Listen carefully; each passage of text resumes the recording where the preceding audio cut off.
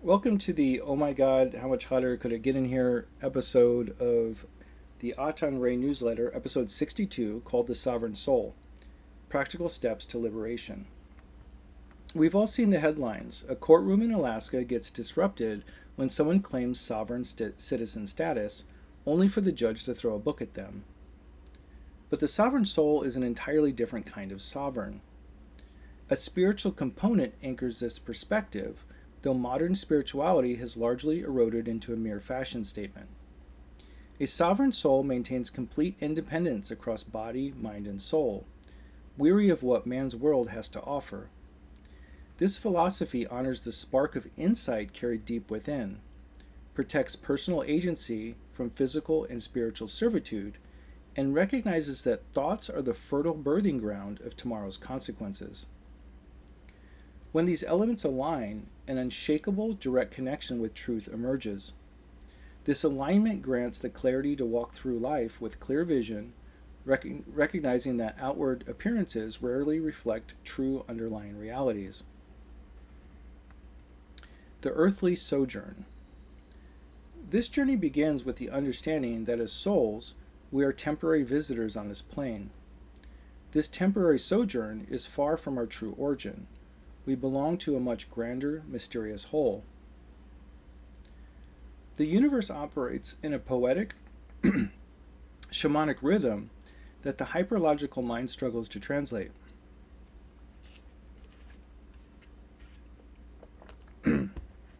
Originally, souls entered this realm as light form caretakers, harmonizing with natural consciousness fields. Over vast epochs, the mind acted as the architect of existence, shaping biology to explore form and density. Sometimes these worlds clash, causing friction and confusion, and other times simply watching a sunset restores an unspoken peace and awe. Humanity frequently responds to its fear of the natural world by attempting to dominate it. This reflects a division where the masculine creative polarity fears the feminine forces of nature. We see this in the relentless drive to reshape wild landscapes into manicured squares and rigid boxes. A sovereign soul understands several foundational principles. An eternal perspective.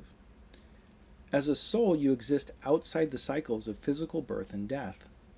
If you were never born, then you can never die. Life is then navigated from an endless, panoramic viewpoint.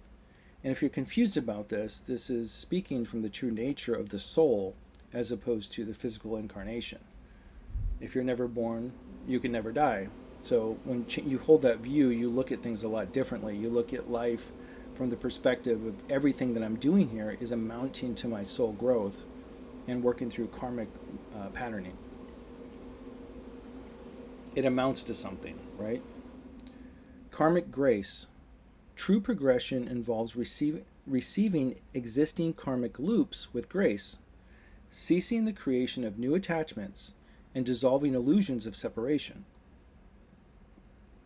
The emotional cascade. Heavy emotional states like fear or anger can be transformed through focused awareness. Fear pivots into deep concern, which opens the wellspring of compassion, restoring our shared humanity. And what's important here is that destructive emotions like anger and fear are simply indicators on your dashboard, like when you're driving a car. It's just telling you that there's something to be addressed. They don't have any power within themselves. So the intermediate step is to first ask, how can I apply concern to this situation for myself and others involved with the situation? And then naturally what happens is that once concern is applied to the situation, then compassion naturally arises and we restore our humanity and avoid creating additional karma or conflict unnecessarily that we'll regret later. The lesson of patience. The current access of time and place serves specifically to forge patience. Time exists as a path for the soul, a clockwork mechanism to reveal revelation in gradual progression. And what this means is just look at where you're at, right? We're at an intersection in a physical body between time and place. So naturally, that reveals, without even having to explain it, that this whole existence is about developing patience, right? Because you have time and place in a physical body. If that's not self evident to you, then maybe meditate on it a little bit. But it should reveal what's obvious. It's about developing patience. True character. Character is the practice of identifying core values and living them fully, completely independent of external trends or social expectations. And all this means is that to develop character, you identify what you value, and then you just live it no matter what anyone else is doing or what anyone else is saying. That means sometimes disagreeing with someone, that sometimes you might even get in trouble, but you live that no matter what, and that spirit of that character evolves and solidifies within you. If not, you're kind of just this floating thing. Does that make sense? Harmonious boundaries. Just as anger can cause violation, unchecked compassion can smother another person's growth. A sovereign soul blesses those who bring conflict, using the friction to sharpen boundaries before blessing them and sending them on their way. And the way my spiritual teacher taught me this is just really simple, is that if you look at a situation, you see that you can help somebody, see a different perspective or help them being supportive or whatever it might be, and you see that they're not responding, it's not something that they're receiving, then the best thing you can do is bless them and send them on their way. And I think it's funny because you look at, like, in the South, they'll be like, oh, bless you, honey. It's kind of like F you, So know when to bless somebody and send them on their way. Okay, new section. The symbolic illusion. The modern world has become disconnected from inner guidance, leaving many trapped in a purely conceptual reality. The systems of society operate through a dense grid of words, contracts, and institutional enforcement. A destructive world requires this substructure of symbolic reality to sustain itself. Consider how scrolling through a feed can simulate a multitude of genuine encounters, yet the physical reality consists entirely of staring at a screen of shifting colored dots for hours. The danger arises when symbols are mistaken for substantial reality, leading to tangible real-world consequences. From a holistic or metaphysical viewpoint, an item like a smartphone does not possess independent, substantial existence.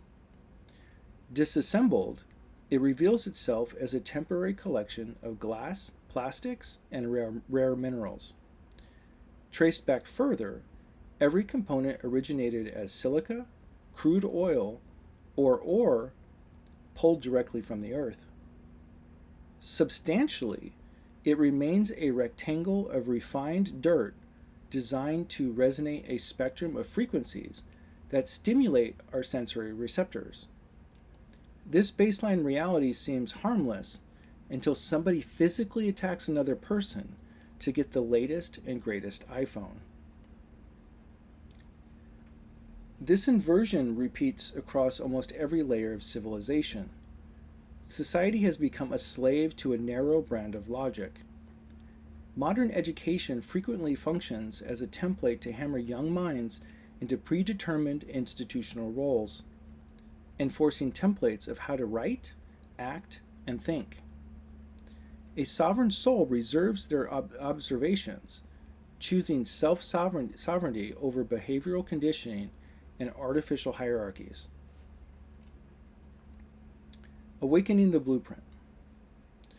Ultimately, the purpose of a sovereign soul is to bring their inner divine nature out into the world in a beautifully harmonious way.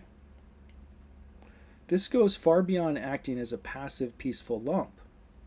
Sometimes it requires shaking up the collective grid and startling people awake, though it strictly avoids transgression against the free will of others.